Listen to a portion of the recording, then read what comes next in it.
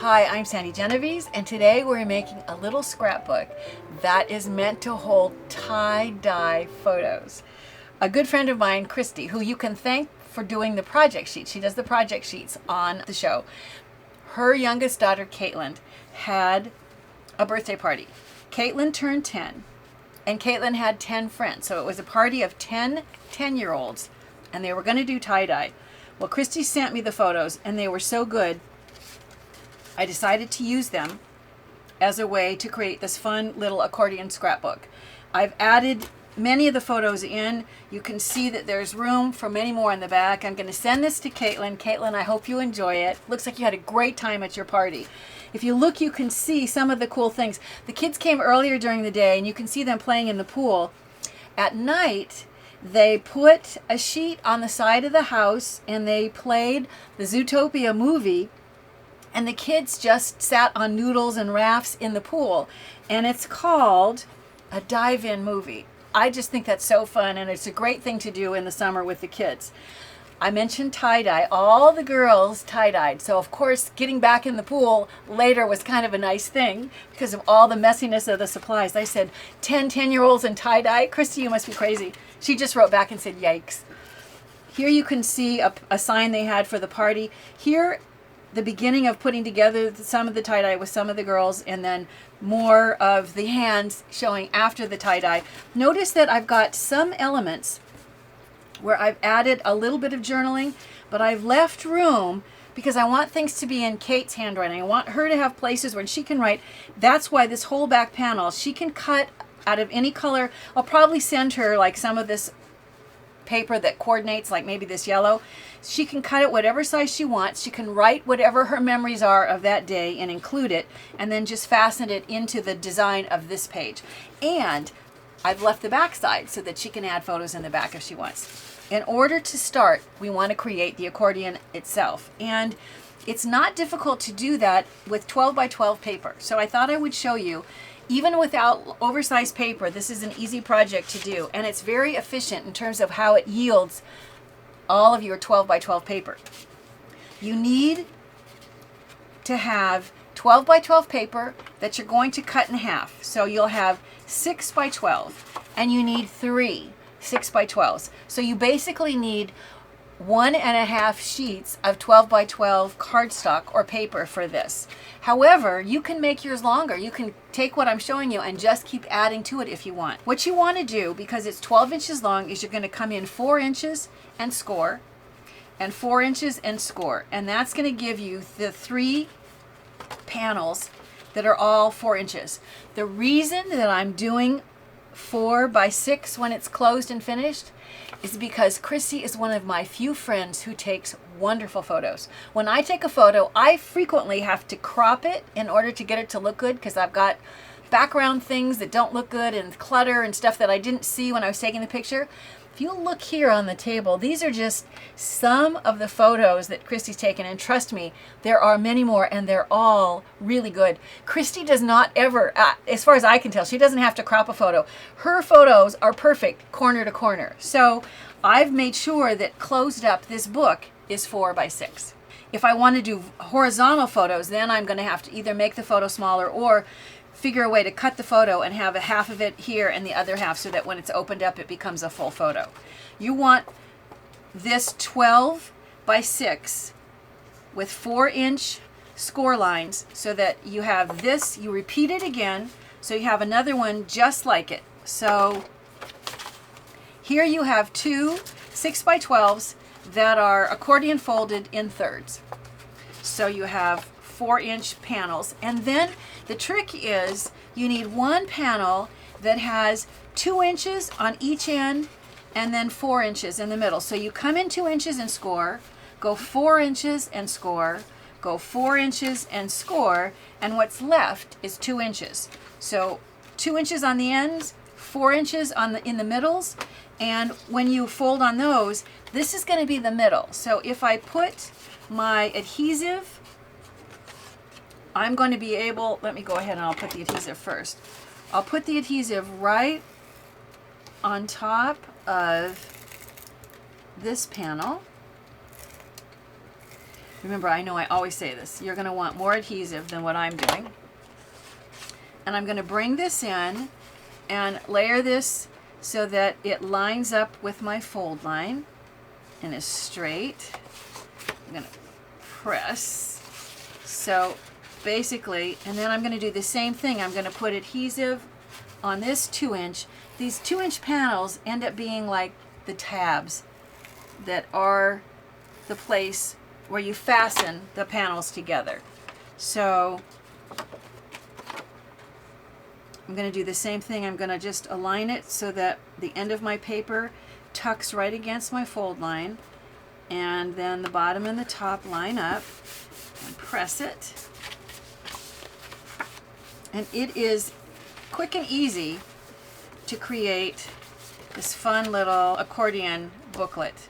Now, in terms of decorating, what you decorate, the colors of paper you choose and all that, it's going to vary based on the theme of your photos, but I'll just tell you a few of the things that I did. If you look here, you can see I picked a theme of like black and white and then this pink paper and some yellow highlights. So there's black and white pattern here, and then there's black and white polka dots here. So if I were to do this, I won't stop to glue this down, but all I would do is just fasten this onto the top and then take the pink paper, tuck it right underneath so the two are attached and folded together. The other thing that I did is I added, if you look at mine, I added these white stripes. I just did this with a white correction pen. So I'll do a few and you'll see what I mean. If I look at this, I have a little section here and then this narrow band here. My white needs to go roughly to about here. So I'm going to get this started. Basically, I want to at least come to about here. So what I'm going to do then is just start in this vicinity, and I just have to push down while I move the pen. And I get a nice thick layer of white. And you can see as I go further, I'm going to smear. I should have started at the other end. I'm not going to keep going. I would normally just turn it around and go the other way, but I'm not going to stop and actually do those. It takes a little while for this to dry, and I want to be able to maneuver this and not have it make a mess inside. So I won't keep going, but you can see when you look back at mine, I added stripes to the first 3 panels, even though I'm covered back over in some places. I added dots to what was the part of the 4th panel, and then in the other areas I've just used different patterns of paper. And the cover, once again, the cover is going to get covered by the belly band. It's going to slide right over the top. So I have the cover very simple since it's really mostly obscured. So once you have it, if I fold this right now, that white is going to make a mess. So I am going to use my finished one as my guide. Once you have all of this correctly, you want to go ahead and you want to add all your photos, all your embellishments, because you want the thickness to be set. So if I went back now and I added, I could add a few more photos and it wouldn't make too much difference. But if I added a lot, or if I added things that were really set with foam adhesive and they were thick and fat, it's going to make the thickness of this vary, which means the belly band is going to have to get fatter. So when it's time to do the belly band, what I did was I cut a piece of paper that it's 2 3/4 inches wide, and it's 8 3/4 inches long, and that's the length is to accommodate the thickness of my project.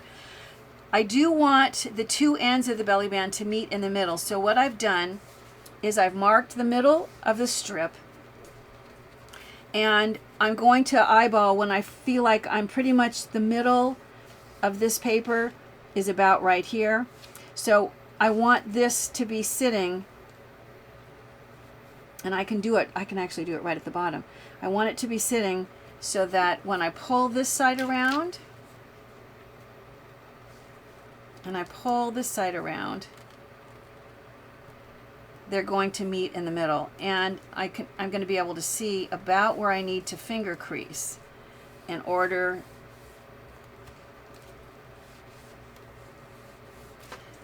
to fit the dimensions of mine. So I'm going to go back and now fold on those two that were just lightly finger creases. It's because of the thickness, I'm going to have a second fold.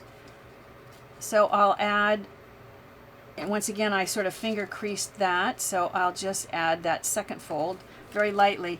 And once it's folded, I'm going to add more pattern papers. So I think that it's easiest to add the decoration after you have these fold lines secured, because if I lay this out and decorate it flat, when I fold it, then the layers on top, they want to kind of buckle and wrinkle. So I attach them to the folded element. So I'm going to take the yellow and I'll add adhesive. I know I'm a broken record, use more adhesive than me. And I'm going to start at one end, roughly in the middle, although it doesn't have to be in the middle. And I'm going to wrap it around. And I do, at some point, I always need to look because I can accidentally start going really crooked and not realize that I've gone astray until I get around to the other end and it's like, woof, they don't even come close to matching. And I realize I was not paying close attention. So you can see I have a little extra yellow than from what I need. And I'm going to trim this excess off.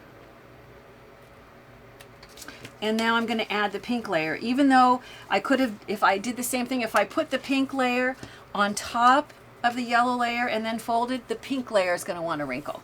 It really works best for me. If you know, I'd love to know if there's a secret that I don't know. But for me, if it's going to get folded, I try either to attach them together and let it sit overnight before I fold it, that works, or attach it folded. So now I'm going to basically somewhere, I'll go in the middle. I usually kind of go off center.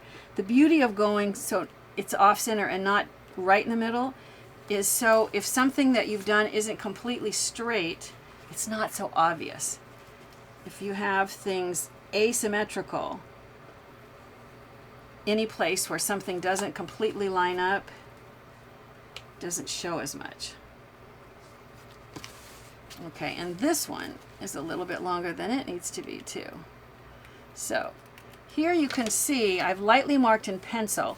I've waited to trim this because this way I can trim all of them together and I don't have to keep going back and retrimming.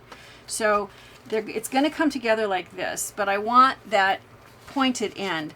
So what I'm going to do is pull these ends around so that I can trim them together. It's just faster. There's no reason to do it other than just for speed. So I've got a pencil line that's going to go from one edge to the middle. And then if this was a 1/2 inch, it just needs to be the same as what the other side was, and then it's going to go to the middle. So I'll start at the middle, going through lots of layers.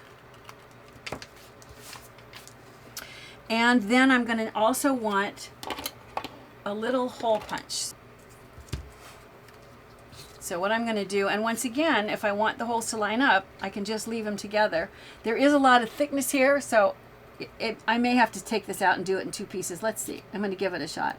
Fiskars makes really good punches. Let's put them to the test. No trouble at all.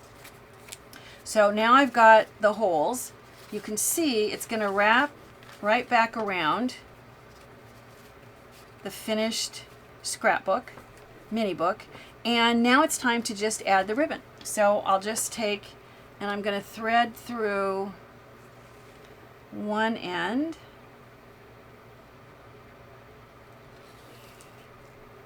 And then I'll thread the other end through the other hole.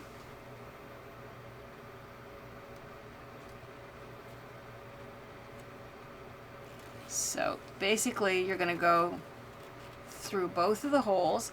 Always make your ribbon longer than you need to start, because then it's so much easier. Unless you have somebody who's going to hold their finger here for you and hold it, it's just easier to start longer and give yourself some room to play.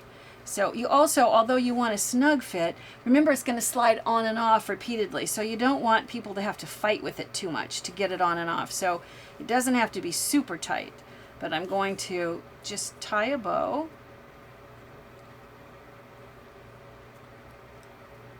Hopefully I'm going to tie a bow. There we go. And then see how it was helpful to start long, because now that it's in place, I can shore it up and then tighten it more the length I want. So now it's easy to go back and trim off whatever excess. Make a little more. So you end up with a really easy and a fun little belly band that's going to just slide on and off, slide on, slide off, and then back on any old time that you want. And when you take it off, you can see the cool photos. Now this is using the really gorgeous photos that Christy took of Kate's party. I wanted to show you, I did a really similar one that I'm doing for my niece's little girl Addison, and I'll be doing another one for Quincy. So notice once again a belly band. This time instead of craft, it's black. This time it's a different dimension, it's a different size, but the idea is the same. I started with 12 by 12 paper that's folded into thirds. It's just that instead of being 6 inches, this one was taller. This, I don't know exactly what this is, and it's not so critical, but just notice some of the same ideas. This is the same whiteout pen that I've used to add dots, and I've used it to add stripes. I've used a stamp with a watermark ink pad to add details. I still have lots more that I'm going to add and put in here, but this style is easy and quick to put together. And if you want to do some scrapbooking with your kids, because it's on a smaller scale, I think it's great. You know, a tie-dye special event, it calls for a really special little scrapbook.